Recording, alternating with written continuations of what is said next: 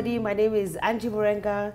You're watching Just Angie, and we've been having a conversation with Solo of Goshen Acquisitions on land buying and how he got into it. And he's a really, really amazing person to buy land from. So let's listen on. I'm serious. I'm not just flattering you. I sleep better, That's it. I know if I want to buy land, thank you for saying so, yeah. Contact Solo Goshen Acquisitions and I'm fine, and that's good, because like when you find a solution for something, and this is a big thing, the way you were saying that maybe we need to invest like only 25% of our savings into land. It's big because this is forever, this is going to go generationally, and so it's important for me, and I'm so happy that I have peace, I even remember my lawyer I was writing the whole amount, and she was like, no, you can't give the whole amount. I was like, why not? Give Solo the whole amount, me, I'm good. But she was like, no, you can't give him. I'll never forget that moment. You can't give him the whole amount. So I think he had to hold some checks, because I told her, me, I'm done. Solo will bring the land. Right. And that's it. And it's amazing how I don't know, for me, I knew you. So I knew you from Mavuno, from church. Right. And I think you were Joshua Generation. There's so many places that we met. Your sister. I was saying the other day, Melissa, one day I was sick. I did PLF and then I got a really bad attack. And I was like, it's a result of this Purpose and Leadership Forum Season 5. So I told Melissa and Anita to go and shut down the class. So they didn't listen to me. Wow. And they went and they continued it. So I know Melissa, I know Kasashi, I know your family. So, for you, I felt that I know Solo, so please, even if anything push comes to shove, I will just land at your parents' house. I will land there and say, let me tell you something, you better call down fire, or I'm calling down fire on that your son. Yeah. But what about people but I know that people have developed that relationship, because I know other people have bought land from you, people who are, I guess, important in the culture of the day, in the time, but even people who are not so important. How do you gain their trust? And then what are the lessons that you've learned as you've interacted and come into this amazing, because I think it's you, it really is, and it's amazing. From an infomercial, it's good, and you're solving people's problems. Wow, well, I think, the way we started initially, going back to Rose's mentorship and that journey, she ended up inspiring me enough to take the plunge and buy something in Konza. But we had to buy a bigger piece than my wife and I could afford. And so the guys that we were in Bible study with they knew for about 3 weeks I'd been driving up and down looking for land, and they inquired. I explained to them we're having an issue. The smallest piece of land we can find to buy costs a lot more than we have in savings to spend. And so they pooled their money with us, amazing. And that allowed us to buy the first piece, 15 acres. And they said, listen, just since you have to buy that size, here's the money. I have 150K, I have 300K. I actually spent the next day driving to everyone's home and office, collecting cash and checks in sugar bags and whatever. To go make this investment. Right. Wow. And so, sell what you wanted to keep for your family, and then or keep what you wanted to keep, sell what you didn't want to keep, and just give us back our money. That's all we want. And they were really doing it to be supportive of what we were doing. And so, being that we had more than we wanted or really owned, because most of the money came from friends and family, I called Rose and I said, I'm so excited, we have a sale agreement, I paid the deposit, guys gave me chooms, but now I need to sell. How am I going to do that? And we also had a small balance left after we paid the deposit. And she said, oh, that's easy. I would love to own a piece of land in Konza, but I can't afford a whole acre on my own. Why don't you figure out how much you need to price an acre for? Let me and my 3 sisters buy it together, so we'll each pay for a quarter-acre portion of an acre. Wow. And then, just tell everyone they're helping you pay off, the balance on the land, and put me down. I'm game. I'll talk to my sisters, and over the next 2 weeks, she and her sisters and her friends, pretty much bought enough to pay for most of the land. Wow. And and that's how it started. You know, people would call and say, hey, Rose said you have a piece of land at this place. Wow. I want one. And we found that that came with a lot of trust. These people trusted Rose, right? And she's also really known. I mean, I'm sure she's still there in Nairobi Chapel. Right. She was such a trusted member. You say immediately said her name. Yes, everyone I've not seen her knows forever, Rose, but everyone knows Rose. Yeah. You know? So there was that trust, yes. about, from her. And she wasn't a novice. She's been doing this since she was a teenager. You know, her grandmother taught her how to buy land. So people trusted her, you know, experience. And the fact that she was saying, go and buy from these guys, Goshen Acquisitions, a lot of customers came that way. And then that led to their brothers and sisters and workmates. And so it's really been a referral based business, which we find comes with a lot of trust. And people feel like they know you even if they don't. Even if they don't. And then you can't break that trust. No. So actually it's the culture of Kenya, let me just say, that has worked positively absolutely. for you, definitely. I find that to be a very Kenyan thing. The community and you know, trust, which is why chamas are such a big thing. Yes, yes. And that's really how the network has grown. Wow. As far as how we reach people and why they trust us. It's because of how they heard about us. Okay, that's amazing. And then how, by the way, thank you so much. That Church Solutions, kudos to, I think, both Nairobi Chapel and Mavuno, because you really have, we are homegrown solutions, and we can hear homegrown solutions just because of that community as well. Yeah, absolutely. Yeah? There's a trust element about that. And then also, like, for Pastor M to be having such a sermon series, that's amazing, you know, that you want to make people's lives better. And therefore, this was one big solution. So I'm really glad about that. What have the, you know, the hurdles, there must be many, hey, but, because land buying in Kenya and land in the same sentence, that just even just form an image of a lot of drama. Right. It's true. I mean, and for a lot good of reason. Corruption. For good reason. I mean, it's having practiced real estate investment in the States and doing it here. It's night and day. Really? Issues around transparency. For example, in the States, we could do a search on a property on the other coast. You know, I'm on the East Coast. I'd find a property online. It's in California. And I could do a search instantly online. It cost me next to nothing. Sometimes it was literally cents, a few cents, $2, $3 at most. And I could tell you who owned that property, what loans they had on it, who sold it to them, all the way back for, you know, decades. We don't have that, you know, ability here. So issues around due diligence are a big problem.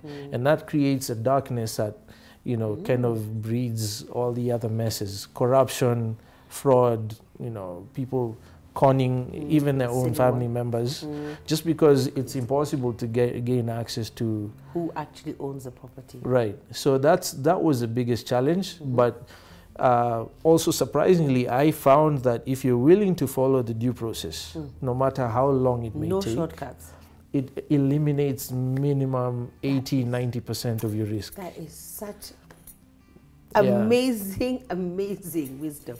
Yeah, I mean, that was a surprise for me as well, because I was getting into this, you know, a bit nervous, especially because I was using other people's money.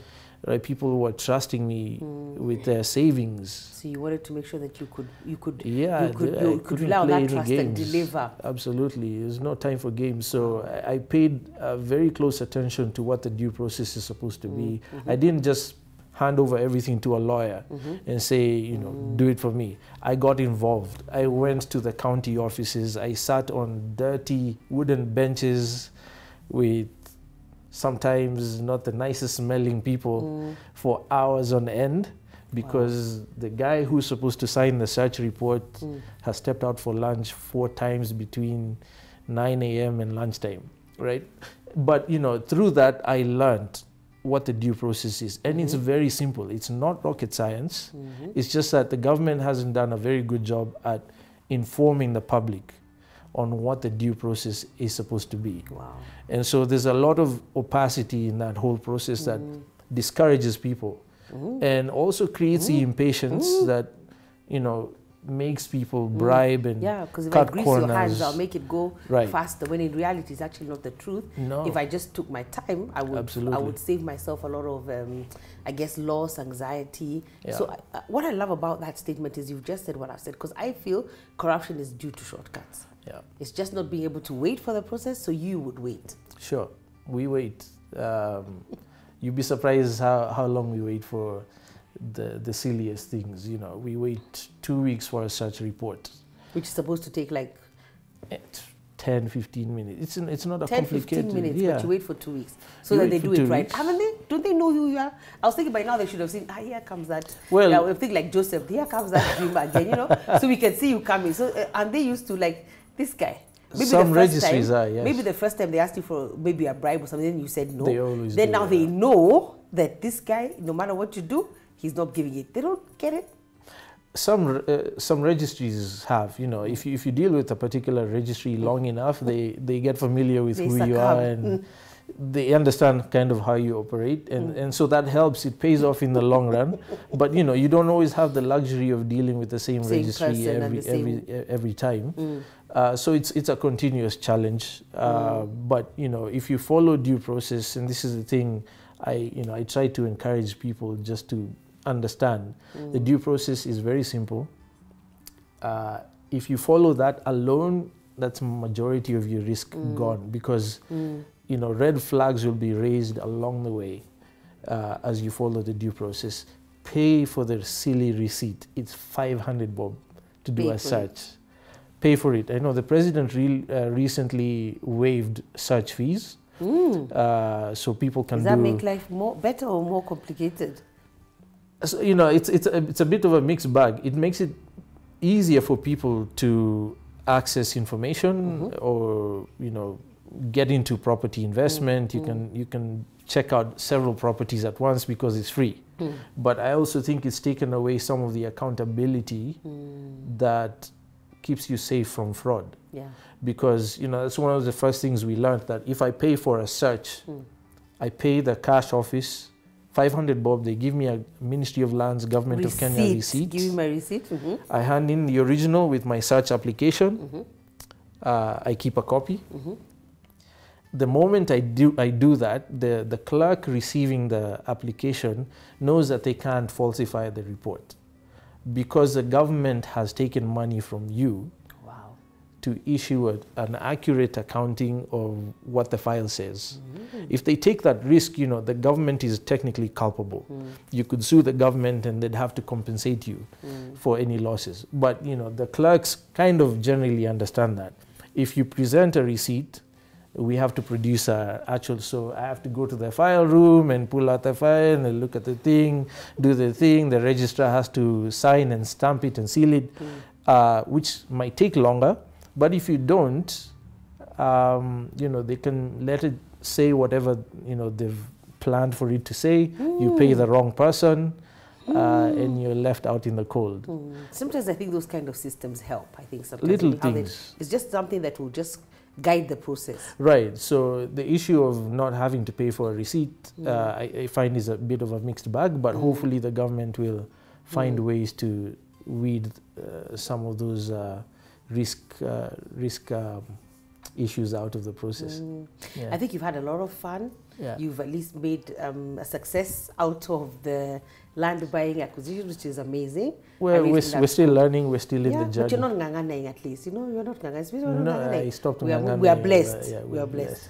But what are some of the projects you have right now that people would be interested and could invest in? We've been very busy in Nanyuki, Laikipia. I love Nanyuki. So do I. You not more than me. You have to figure out who loves it more. I love Nanyuki. Well, us and most other people. I mean, we've been busy there for years. We acquired a nice chunk of land that we release in phases. And so we're almost sold out on those 1 acre parcels. We're also very busy in the Amboseli area. We're trying to release our next batch. That's also a very beautiful area right next to Amboseli National Park, overlooking Mount Kilimanjaro on clear days. It's a 30-minute drive from the new SGR station in Emali town. it's amazing. And then we're also working on things on the water frontages at Elementaita, and hopefully soon we'll have something with white sandy beaches on the Kenyan coast. Wow, I had that conversation. I was amazed. Right. Wow. Okay, good. And I think we'll put out your contacts so that they will contact you. But thank you. Thank you for being a Kenyan that is doing things the right way. No shortcuts and getting it done. And thank you for bouncing back from what could have been a very, a situation that could have gone anyway. So I'm really glad God's about grace. that. Yeah, God's grace, we're grateful for that. And thank you for trusting us. I do. To walk that journey with you. It truly is a privilege. Excellent. Asante. All right. Thanks, Solo. It's really amazing. Thank you so much. So that was just Angie. I hope you're going to go out there and make an investment, save some money, 25% of investment into land because it's tied up in capital. But please feel free to contact Solo, and he'll be able to solve all your land buying transactions in a really amazing way. God bless. Bye.